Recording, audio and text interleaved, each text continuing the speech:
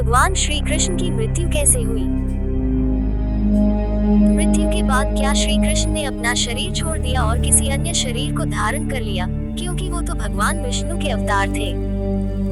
उनके शरीर का दाह संस्कार किसने किया? ये ऐसे सवाल हैं जिनका जवाब जानने की जिज्ञासा हर किसी के मन में होती है। तो चलिए हम आपको बताते हैं कि आखिर भगवान होते हुए भी श्री कृष्ण की मृत्यु कैसे हो गई। कहते हैं कि भगवान कृष्ण का जन्म 3112 ईसा पूर्व में हुआ था।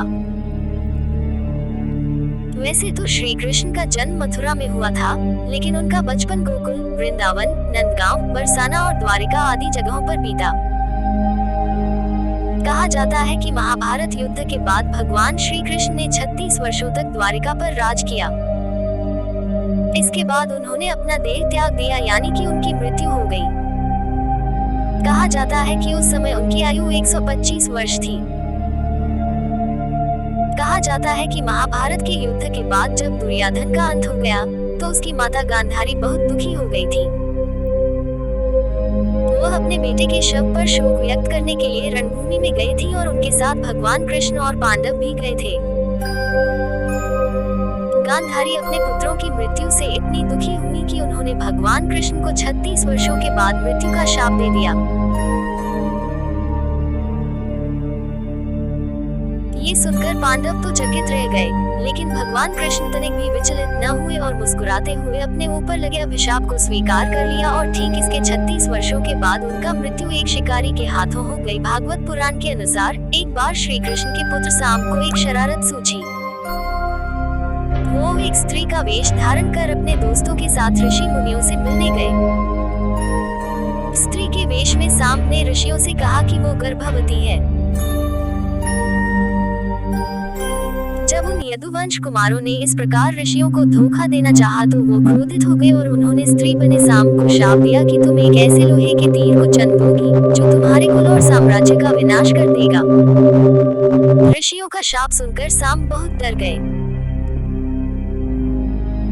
उन्होंने तुरंत ये सारी घटना जाकर उग्रसेन को बताई, जिसके बाद उग्रसेन ने साम से कहा कि वे तीर का चूर्ण बनाकर प्रभास नदी में प्रवाहित कर दें, इस तरह उन्हें उस शाप से छुटकारा मिल जाएगा।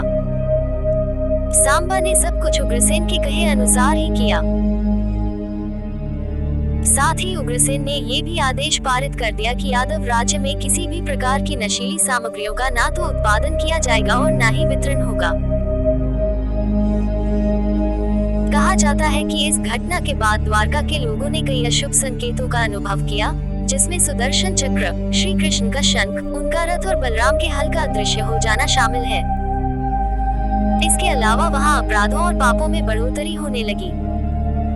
द्वारिका में चारों ओर अपराध और पाप का माहौल व्याप्त हो गया।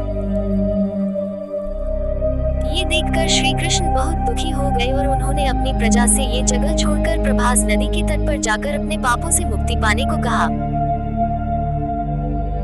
इसके बाद सब लोग उनकी बात मानकर प्रभास नदी के तट पर गए, लेकिन वहां जाकर सभी मदिरा के नशे में चूर हो गए और एक दूसरे से बहस करने लगे। इसके बाद उनकी बहस ने लड़ाई का रूप धारण कर लिया और वो आपस में ही लड़ने मरने लगे। इस तरह आपस में ही लड़कर सभी लोग मारे गए।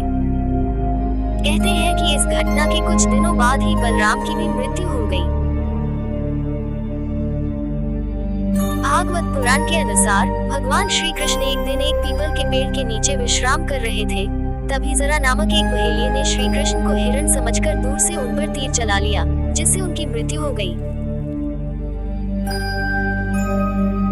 आपको बता दें कि ऋषि द्वारा कृष्ण के पुत्र साम को दिए शाप के अनुसार श्री कृष्ण को लगे तीर में उसी लोहे के तीर का अंश था, जो साम के पेट से निकला था और जिसे उग्रसेन ने चूर्ण बनवाकर नदी में प्रवाहित करा दिया था।